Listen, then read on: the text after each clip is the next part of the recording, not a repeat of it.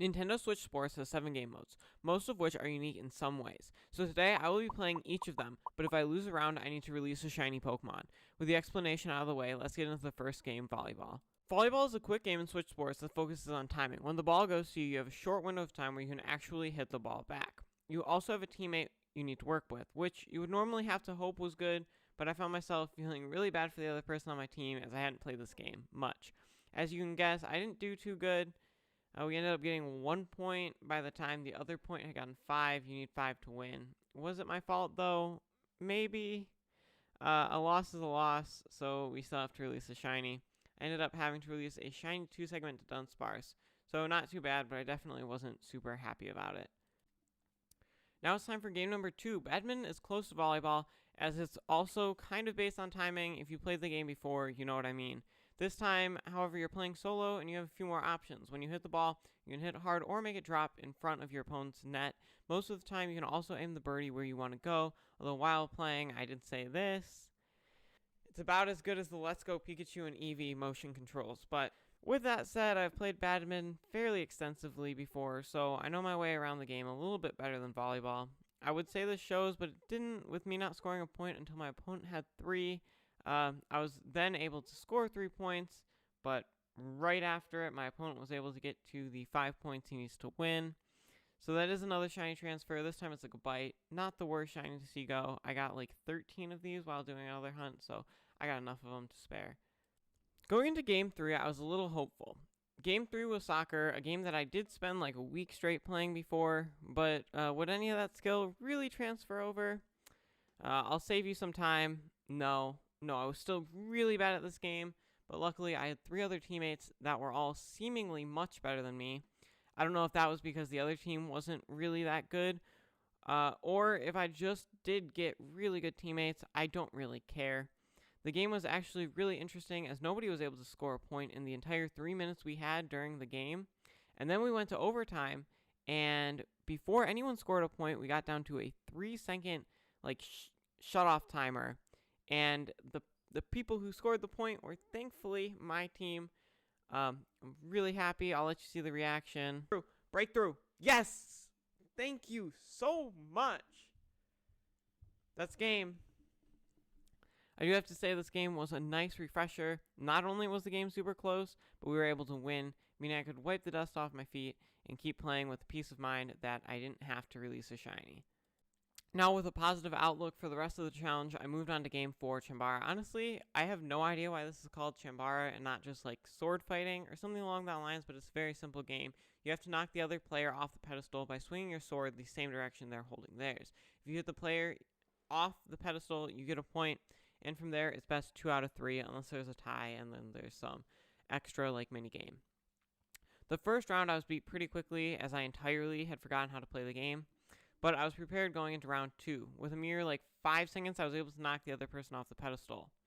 At this point, there was only 1 round left, and the game could go to anyone. But I was able to take the win. Chambara did seem to be a game that is based on momentum, so if you hit the other person first, it seems the game is heavily in your favor and very hard to win otherwise. But now I've tied up the score, so I've won twice, and I've lost twice. With 3 games left, it's looking like I may not have to transfer any more shinies. That is, until I remembered what Game 5 was. Tennis. The 5th game was tennis. This game is essentially badminton, except there are 2 of you. Okay, this is me while I'm editing the video, and I noticed that there is no free movement in tennis. I don't know why I thought that. That's what it felt like to me while playing the game. But so just ignore the next 15 seconds of the video. I think this is one of the only games in Switch Sports where you can actually move your character, which is kind of cool. I think it would have been even cooler if this game were 2 players. I don't understand why they decided to make it a single-player game, as they have other team games, and if both people on a team could move separately, I think it would add a lot of depth to the game. But unlike volleyball, they decided not to do that for some reason. And it's not to say tennis isn't fun. I do feel like it has more strategy than most of the other games. And, I mean, to be fair, it seemed most of the points I got were only because my opponent kept shooting them out of bounds. And not because I tricked my opponent or actually skillfully played the game. And you can tell I thought this game would be over quick from all the trash talking I did. Easy. Bounce in the water. Bounce in the water. But I guess I got a little too cocky because after scoring 4 points, my opponent scored 2 to tie up the game, and then he started his comeback, and because of that, was able to get to 6 before I could score any more points.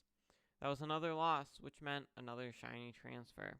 This one was pretty sad to lose as it was a shiny Quilladin, but with my favorite game up next, I was sure that I wouldn't be transferring any more shinies.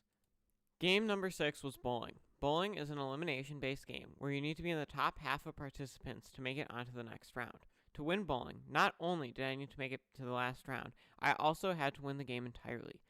I also set a rule that before I counted the game as part of the challenge, I had to get past the first round, which I thought shouldn't be too hard, right? Right? See, I hadn't played this bowling minigame for a while, so I didn't make it on my first try. I didn't make it on my second try, or third. It took me until my 4th try to make it past the first round. And with skill like that, you'd probably assume I only made it to like the 2nd or 3rd round. But for the first time, you would be wrong. I was able to pick up almost all of my spares and get a couple strikes. So I made it to the last round. In the last round, instead of bowling the normal 3 frames, you bowl 1. Right now, I was in 3rd, about 22 points away from 1st. To win, I would probably need 3 strikes in a row. So there I was, having just failed 3 rounds prior to this, now in 3rd place, just needing 3 more strikes. Throw 1, strike. Throw 2, strike. And throw 3, and 8. Was that enough to put me at the top? Surprisingly, yes it was. I was able to get 1st place and save yet another shiny from being transferred. But the last game was golf, a game that I had only played once in my entire life. Before we get into the next round, if you've enjoyed the video so far, please consider subscribing to my channel to see more shiny hunting and challenge videos like this. But with that out of the way, let's get back to the video. Golf has annoyed me from the very beginning, and that's because it has a very long tutorial round where you need to play against bots.